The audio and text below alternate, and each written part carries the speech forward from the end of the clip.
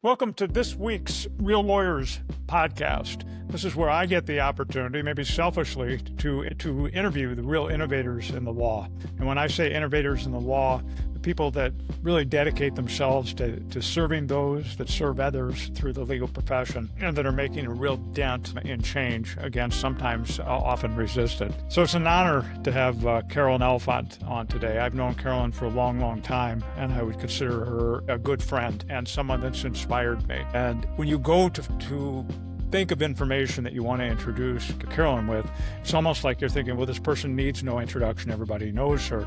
But then what struck me was, I don't think everybody knows everything that she does. And so when you think of the things she does, she is an advocate for solo and small law firms in a way that nobody has been and nobody is doing.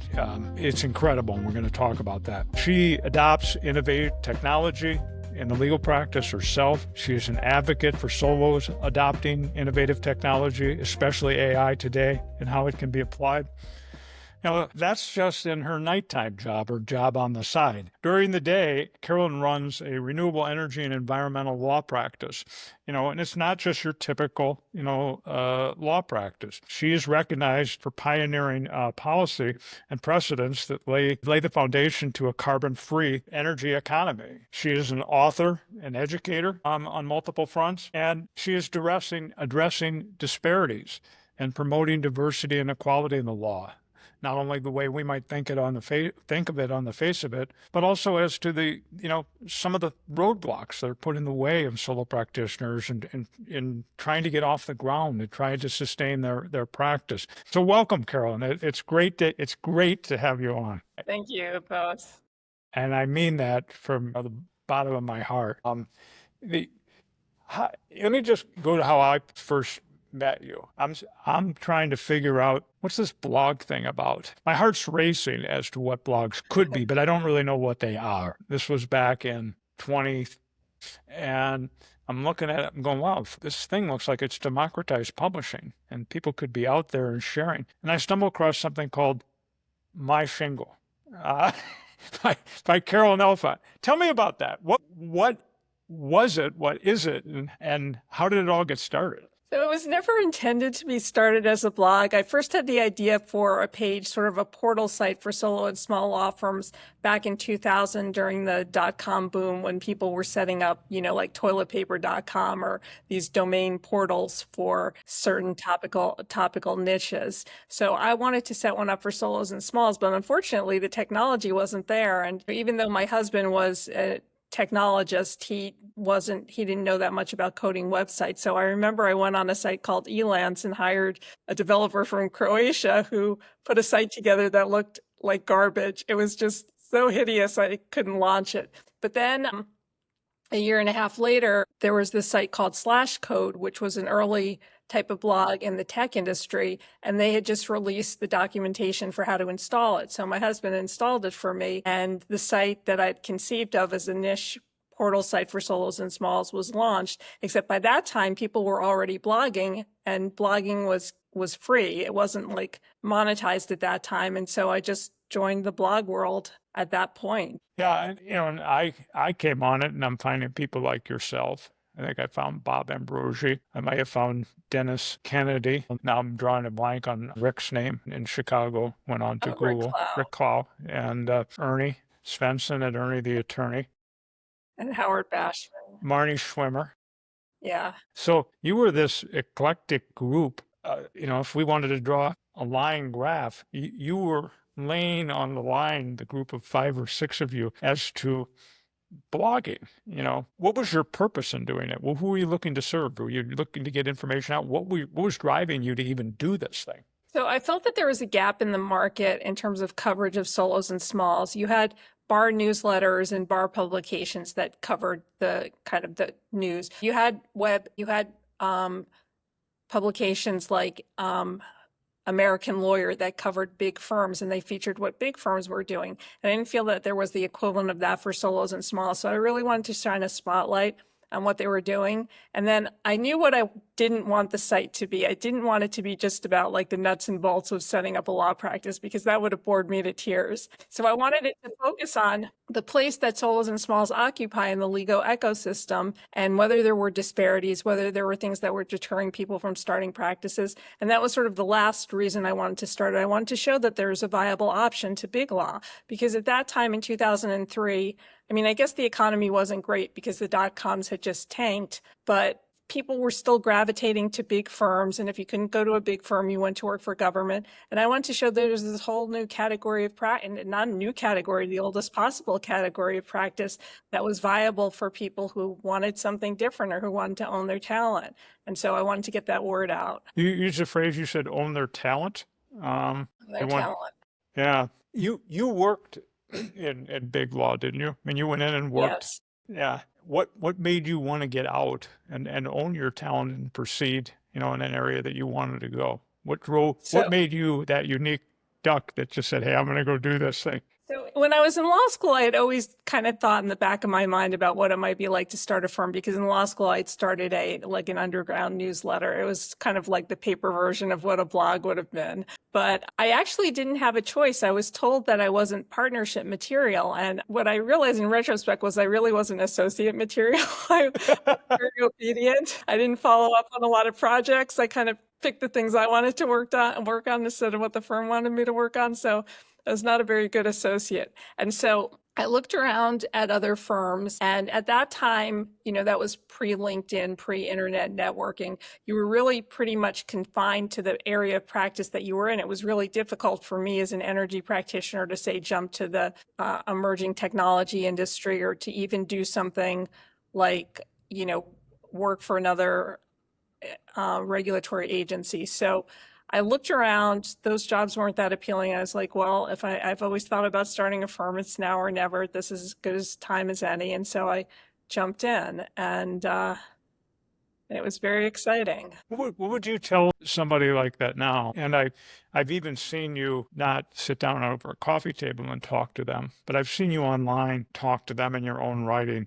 People that have lost positions in the government. I talked to a gentleman last night who spent most of his time working in war-ravaged countries and helping them recreate law systems out of fragments after the Berlin Wall, and then they just followed wars all the way through. That all ended earlier this year. So they're out there trying to recreate themselves. I saw some very eloquent and passionate comments by you that it may not be easy, but you can do it. You can go take this niche and this experience you have and get out there and do something. What do you mean by that? And how is it really possible? Well, I think, if you're really dedicated to the work that you're doing, you can find ways to get paid for it. And so I think that one thing that this person can do is just post on LinkedIn or just network with people and share his passion for his area and look for opportunities and try to figure out ways that you can offer opportunities. I mean, you have to be creative and you have to be willing to be a little bit out of the box. I know that when I started my firm,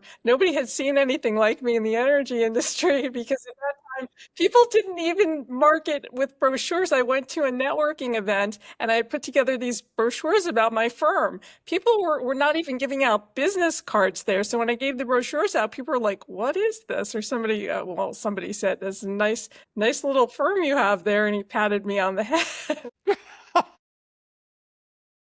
People had never seen that before. And so there's so many things where, people have probably never seen a practitioner like that before, but he can probably come up with things that will make him stand out and people will remember him. And I know that that's what gets me referrals, is I always am top of mind. I might not be right for a particular case, but I'm definitely top of mind for a lot of things that I shouldn't be, just because people know me. Yeah, I remember I knew you because of MyShingle, and all of a sudden I'm finding out the nature of your practice, and I'm going, really? Because somehow I think, when we graduated from law school, somebody that hung out their shingle either did wills or divorces or, whatever. Yeah. In a small town, anything that may have walked in the door, they took care of it, Right. from the coffee shop over to the office, so pretty sophisticated practice in DC. And I'm thinking, wow, this is really pretty amazing, so I might have been as chauvinistic as everybody else as to can people really run a sophisticated solo practice and like you did. On the publishing side and blogging, going back to that, and I'm starting to just call it publishing because if it wasn't called a blog back then, I don't know what, if it would have been called blogging. It became a cool thing to use because it set us apart. But really, we were there at the time that the publishing had been democratized for lawyers, and publishing allowed us to share what we saw, provide our insight on it, and maybe not accept certain points and want to make our point back. What did it do for you as you started to publish MyShingle? How did it allow you to grow personally? How did it allow you to meet people? How did it change your life? And I'm assuming it did. It did, but initially, what people don't realize is I picked the wrong audience. Like if you were blogging about technology, at least you were probably getting decent traffic, or blogging about appeals. I was blogging for busy solo and small firm practitioners. Like I would get 8 readers a day. Some days I got 3 readers, and that went on for like a year. So I think 30 or 35 readers was a big day for me. So that was like the first 9 months. But what happened was Lisa Stone, who was doing work for American Law Media or law.com, she came upon my blog and she liked my voice. And so she kind of like plucked me from obscurity. She was putting together a network of bloggers to post at law.com. And so she was really the first one who recognized it and did something with it. And then that gave me enough motivation to keep writing and to keep promoting what I was doing. So it took a really long time for me to get recognized in solo and small firm circles because Foonberg kind of had a lock on that. I mean, and I did interview Foonberg at my blog, but it probably took like 7 or 8 years before people recognized me as like an authority on solo and small firm practice. But yeah. You were certainly speaking on it before that time, because I would have bet you probably at ABA Tech Show and other places that all of a sudden Carolyn Elefant is up talking on solo and small. Yeah, I did. It did get me invited to speak at ABA Tech Show, which was also surprising to people because I wasn't necessarily regarded as techie. And my blog, I mean, I covered technology as necessary, but I would refer people out to blogs that were much more tech heavy, like Dennis Kennedy's blog, or maybe Ross Codner had a blog at some time, or he had a newsletter or something like that, or there was another Neil Squilante. But what a name out of the past with Lisa Stone. And I'm thinking, wow, these names that, Yeah. and then her coming out of that into another space where her knowledge of digital media could really explode into a network in different ways. Somebody ought to write a book on the history of this. And don't get me wrong. I mean, I'm writing about blogs, Right. and so, I mean, Ernie the attorney, said that it's a really nice idea, but what are you going to write about next week? And are you really going to have any readers about you talking about something that no one even knows what it is, let alone if they did would know what to do with it? So I probably had less readers than you. I probably had, I don't know, a couple a day or something, and I would literally sit in my garage and talk to myself. What kept you doing the blogging? What motivated you to say, I'm going to keep doing this MyShingle thing, Because I had something to say. There were so many things that aggravated me about how solos and smalls were regarded in legal practice. That was a time when bars disproportionately penalized them. I wrote about those issues. It was at a time when bar associations or ethics committees would adopt rules that made it more difficult for solos to innovate, and I wrote about that. I wrote about amazing things. I did like a feature column on like solos and their big victories. I can't remember what it was called, and I featured them. And then there were just like a lot of futuristic things. I remember writing about like outsourcing legal work to India. It was like at the very cutting edge at that time. I don't even think law firms were doing it. And I was writing about how, if that was something that would be something that could help solos and smalls scale and be able to reduce the cost of legal services. I wrote about those things too, like reducing cost of legal services, or how it was stupid to try to like legislate LegalZoom out of business, how it was embarrassing, like if you couldn't compete with LegalZoom. The ideas would just come, they just flowed. I mean, it was just so much to write about because nobody was talking about those issues. And that's one thing, I always like to talk about things that nobody else is talking about. And then the second thing is back in those days, blogging, because it was such a small community, bloggers were very interactive with each other. So there was like one blogger, David Giacalone, who did the Ethical Esquire, and he would always like rant on my columns, and people thought we hated each other, but he actually came to my house and he met my daughters and my dog, and they both liked him a lot. So he must have been a good person. But he forced me to be better. He forced me to reason better. He forced me to articulate my ideas better. I mean, so you got the sense that you were in this community of people who you could discuss ideas with in a way that was, challenging each other. It wasn't just like, yes, they said this is great, this is great. I mean, that's kind of like what LinkedIn is like now. Nobody ever criticizes anybody on LinkedIn, but that's like the forum of ideas. I mean, that's like, it was an exciting place to be. Yeah, I mean, it's so right, because you came into that environment, and you're stumbling. I mean, I stumbled into Dave Weiner, and all of a sudden, Dave wasn't afraid to say what he saw on anything. He'd go to conferences where he was at, and he'd be calling out podium spam to the people that were speaking. And, it could have been people like you that inspired me, or maybe I just had something to say and now I had a voice, because it took 6 years for Thomson Reuters to invite me back into the building, because apparently my name was just you're not going to talk. You're not going to talk to him anymore. Martin, when LexisNexis acquired my first company and put it inside Martindale, and they weren't allowed to speak to me anymore after I was talking about what they were doing right and what they were doing very wrong. Yeah, there was so much to say. I mean, there were times when the salespeople at Wes would send me brown envelopes without any names or return things on it, with sales brochures inside what they were told, to indicate that Thomson Reuters was lying about what they were telling the press, because this is the materials. Because I was accusing them of hijacking traffic wrongfully on the net. And Yeah.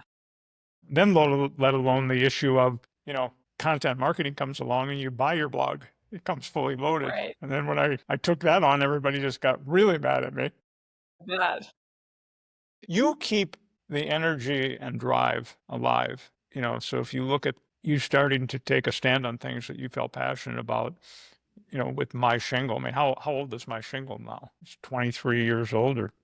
Yeah, it launched at the end of 22, no, 22. So yes, it's going to be 23 in December. Yeah.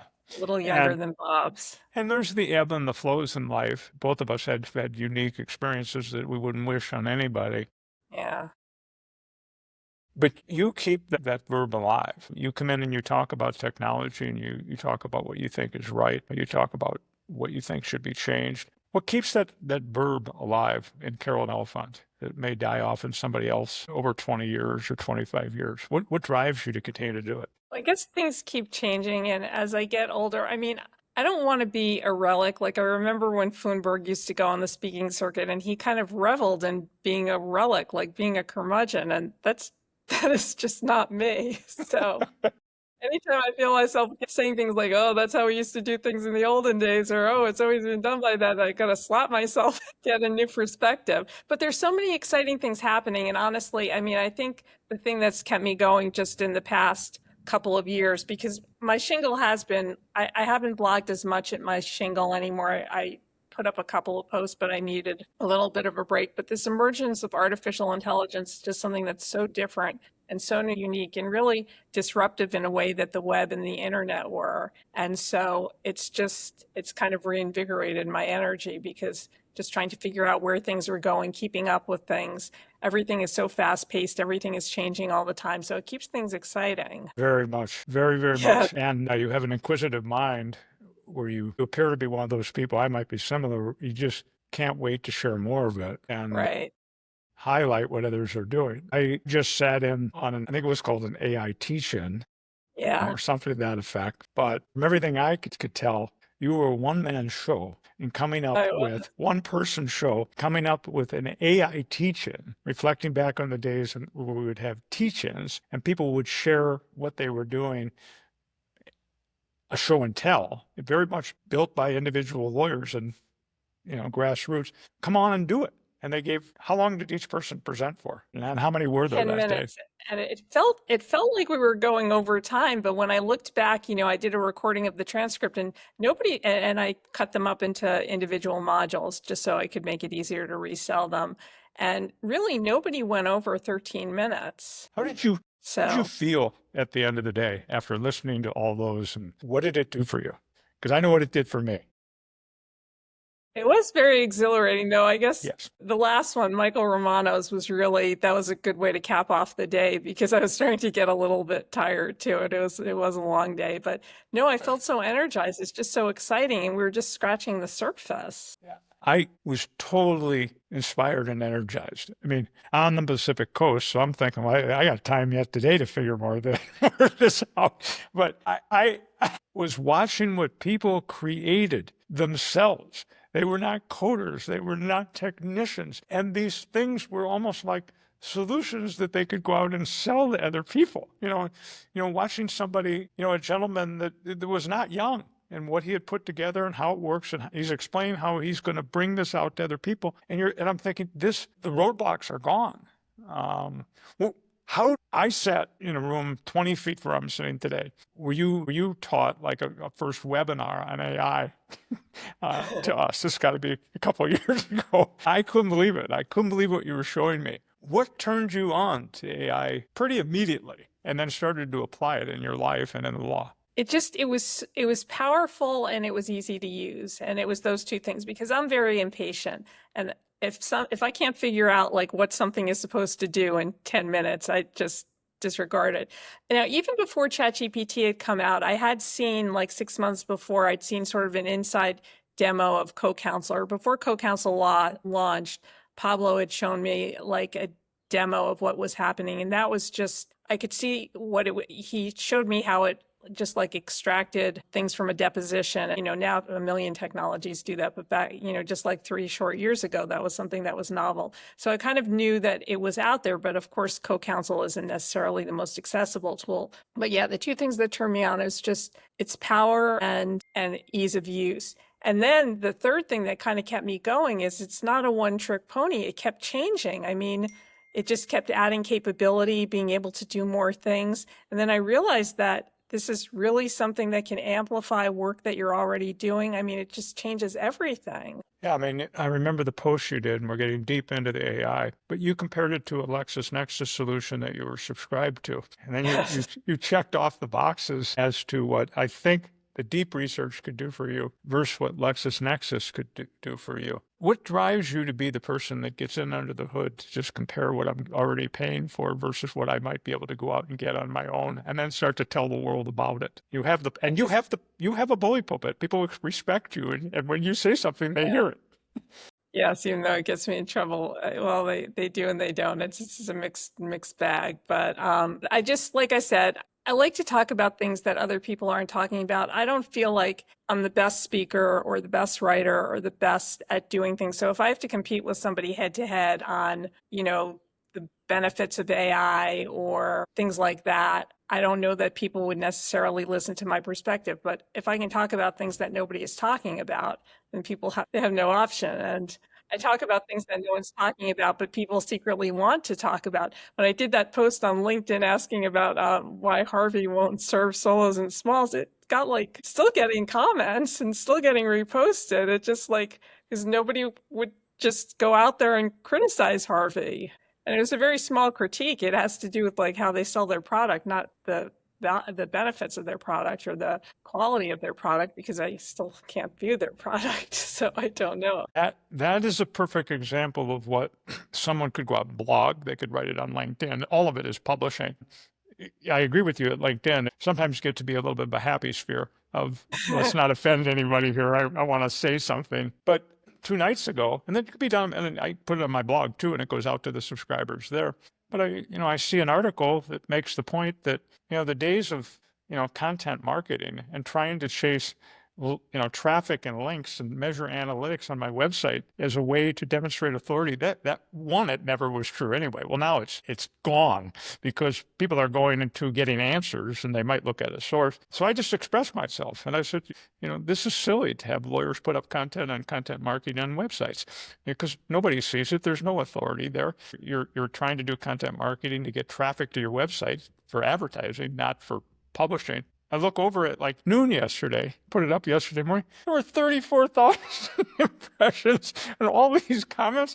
And I started realizing there is the need for a voice, and your inspiration to me to get back out there and say what I think about these type of things so that people can hear it, because they might be thinking it around the edges, but nobody's telling them, hey, this is goofy what you're doing. You don't need to do that sort of thing. Let me ask you a question about, a solo that's going to be starting the practice, and how are people even going to get to know them? One way is to be at networking events and make sure that you are presenting yourself, and maybe even being there with a brochure about what you do. How can they use publishing to do that? How can they share what they know, share what they're reading, provide their insight on it? How do you see that being a value to people that are pretty bright on some pretty niche subjects based on the work they've been doing? Yeah, so no, it's definitely a benefit when you can share what you know, especially with somebody to whom it's relevant. And that's where you get the mix of the content that you produce or the publishing plus AI, because AI can allow you to do kind of a deep dive on people and find out information about cases that they've handled or something that you may write an article that might be of interest to them. So like one thing you could do is you could write your article and then you could go to deep research and say, find 10 people in emails who would be interested in this blog post. And then you can send it to them personally and you can use AI to help draft it. And so that's the best way to get it out there, is like personally, and you're giving somebody value. It's a benefit to them. I know if somebody sent me an article about a topic that I deal with in my practice area, I would be thrilled. Nobody ever does that, but I would love it if they did. And even if it was off point, I'd still give them points per effort because they're making the effort to send it. Yeah, I mean, there was an in-house counsel at an event a couple years ago, and everybody was talking about all the voodoo ways of how content surfaces up, and they might see it or not see it. Legal marketing solutions that they sell for a lot of money. In-house counsel said, listen, if you've got something you think I should read that I might not be seeing, send it to me. He goes, in fact, you can call me and I would be happy to get it. And give my audience a little bit of an explanation about, we know what deep research might be, but what does it really mean and how can it be used to go that next step, like in what you just described? So there's a lot of different ways it can be used. I don't know technically what distinguishes deep research from a regular AI search, but I know that one of the things it does is it tells you what it's doing as it's going through the process. So it outlines its steps. And I guess some of the articles I've read have said that deep research almost goes through a reasoning process. It'll show you like exactly what it's doing. So what I like to use it for is if you're doing kind of a deep dive as opposed to just needing a quick answer. And so one of the deep dives I like to do it on is to help identify people who might be interested in an article or identify trends or market trends. It can do like market research or things like that. Use it for things that where you would otherwise have been doing your own analysis or market research or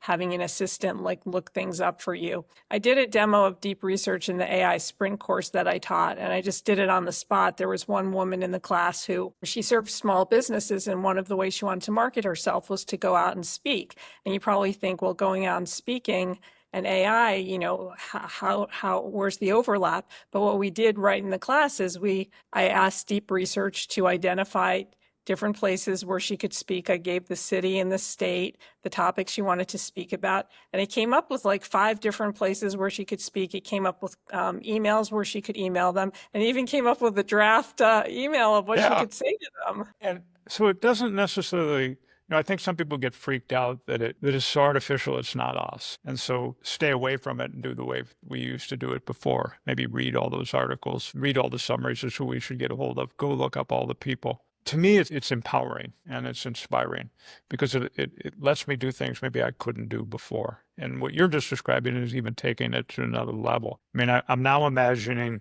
a young law grad that does want to hang their shingle out and maybe return to Iowa where they grew up. It could be the other side of the state. When I say the other side of the state, I mean the west side.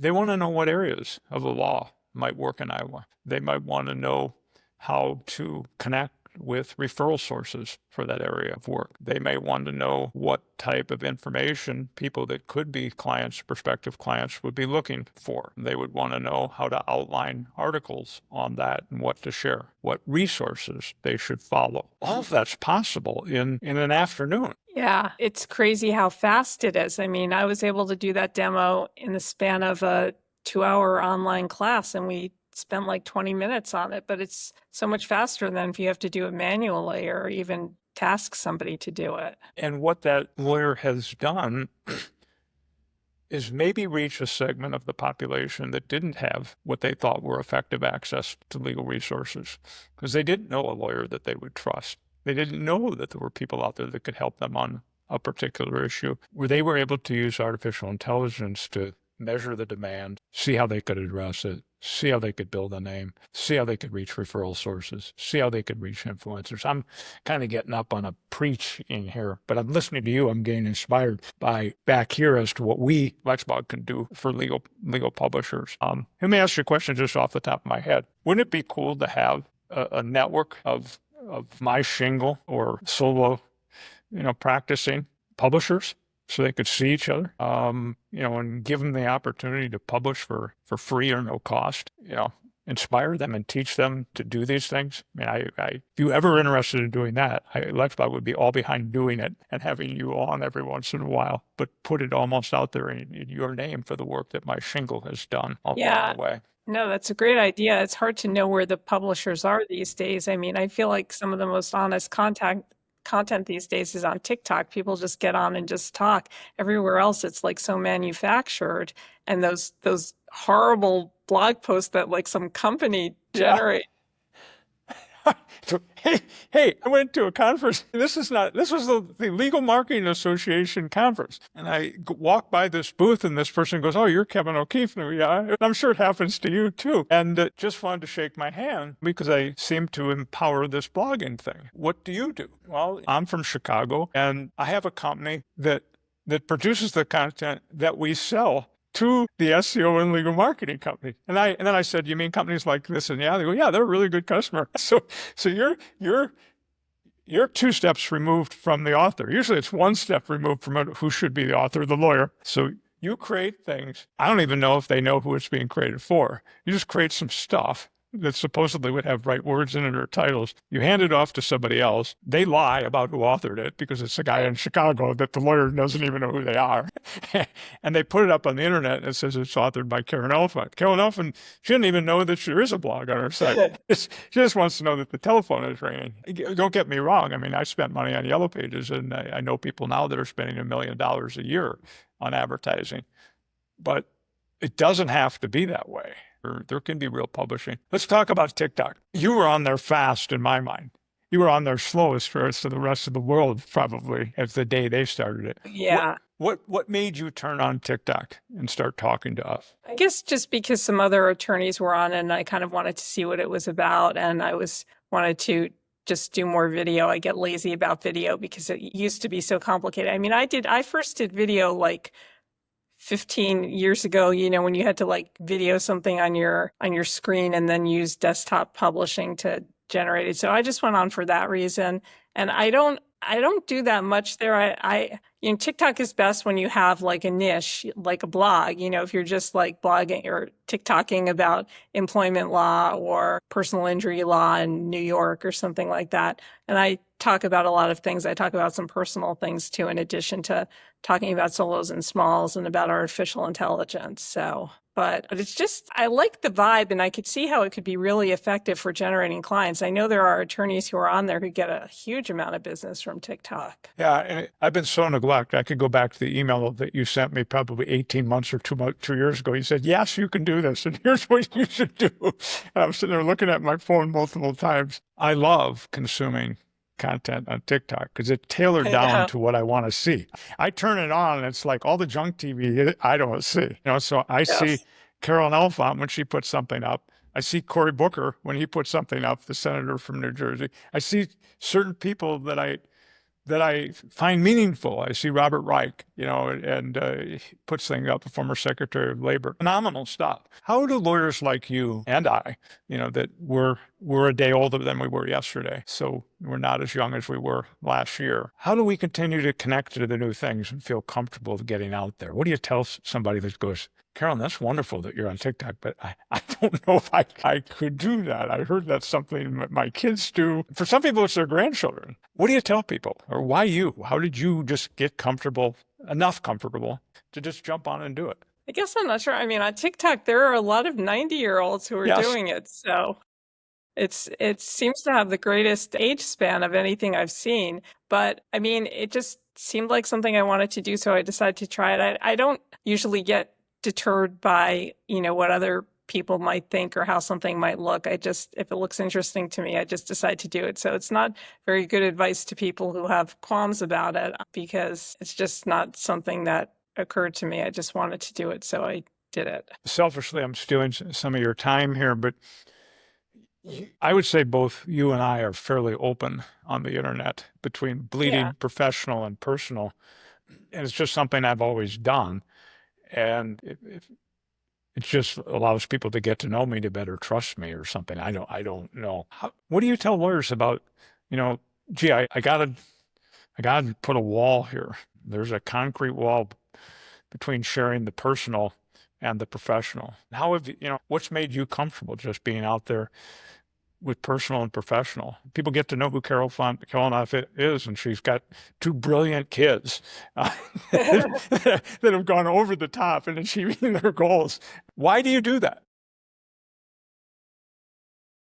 Well, that started with blogging. Blogging made me more comfortable with going over to that side because I wanted to speak to parents and I wanted to speak to women attorneys because so many of them were leaving the law and I wanted them to know that starting your own firm was an option. So I really started talking about my daughters when I was blogging, and my blog turned out to be this whole journal almost. I mean, I didn't post about them every day, but there are enough posts there that I probably have like 30 or 40 posts over the course of the years of them, starting school and then having their bat mitzvahs and then going to high school and then graduating. And so it's nice to have a record of how you felt about things at the time. And it's a little different from having a picture when you have words accompanying it. But I just Yeah, wrote about it because I thought other people might share that experience that I had too. that's right. What I found was if I shared my experience, that it was helping other people that were living that experience, and maybe would pass that on to another person based on some nugget that I may have left behind that I didn't know that I left behind. Without getting well, now I am getting to the personal side. Both both you and I went through the experience of losing our I spouse. know, isn't Yeah, that crazy? It's such a and weird coincidence. I remember the day that you walked up to me at the ABA Tech Show and told me about Bruce. And I don't know that I had a friend that had come up to me like that and told me about that type of situation. 5 years later, I'm dealing with the same situation. Honestly, with LexBlog and my passion for what I did, it felt adrift almost for 5 years until 2000 till this year, where I feel the verb and the drive and the faith that what I believe in, I can move forward in. Losing your husband and keeping this all alive for your children, for what you believe in and the law. What do you tell other people? I mean, how do you do it? What keeps you moving? What keeps that verb in Carolyn Elefant to get back doing that thing, not let it go? Well, I feel like when you lose somebody like a spouse, especially like prematurely, Right. I guess when you get into not that it's that you don't ever want more time with somebody, even when you're both 90 years old, but when you lose somebody prematurely, it really makes you focus on how much life matters and how you have a chance that other people don't. And so that's kind of what I think about. And it's really more, you realize that what you're doing it is more like a privilege. So it makes you want to do it Yeah. more. Yeah. Because you lost Bruce when he's in his 50s, wouldn't he? Yeah, he was 58. I was only 50. It's been 10 years. It was Yeah. 10 years in May. I lost Joe when I was 63, 64. I just Yeah, go no, out. it's so young. You may have been together for 46 years, but it seemed too short to end. Yes. But I like what you just said. It is a privilege. Well, one is, it's a privilege to get to be with someone that you love for that long, because not everybody Yeah. I hear gets to stay married without getting a divorce or something. Yes. But some people that somehow find a way to map their way through it and support their kids and do all that type of stuff is a privilege and an honor. But what you're describing is very cool, because it is. It's a privilege to have the honor and the life that I have to still continue to do this where somebody else may not have had that Right. opportunity. So it's a great I could go on to the other causes. I mean, your advocacy for regulatory reform, you support lawyer parents, on different types of things. You form groups, lawyer mom owner summit. I mean, it's, it's quite incredible. And I'd like to have you on again and talk about some things. And I am going to follow up with you on how we can give. You have the vision, you have the passion, and you have the experience, and you're the role model. You could be the model for the person to build their solo practice, and the tools, the publishing, the connections, the networking. I think we can do something around MyShingle. And all of a sudden you're seeing Carolyn Elefant's MyShingle, not just what she's talking about, but what maybe 50, 60, 100 lawyers are talking about in their niche publishing across the country. It'd be great if you're up for that type of thing. Yeah, no, I would definitely like to pursue that. This has been great. I've got more things I could ask you, but I won't keep you all day. I want to thank Carolyn Elefant. She deserves more credit than what she said about not being able to be listened to, and that people don't really listen to her, because they do listen to her. And there's a lot of men that don't always listen to women. There's a lot of people that think they're more in control of the law than they are, that may not listen. But they do listen to you. There's the Carolyn Elefants, there's the Gino Grady's, they are high influencers in the law. So thank you very much for being on. And this is the Real Lawyers podcast. It's brought to you by LexBlog. After 21 years, we are now the world's largest legal publishing network, and we're serving legal publishers, including solo practitioners, to the largest firms in the world, with publishing tools and know-how and a network to support them. So thank you very much, Carolyn. Thank you for having me. This has been great.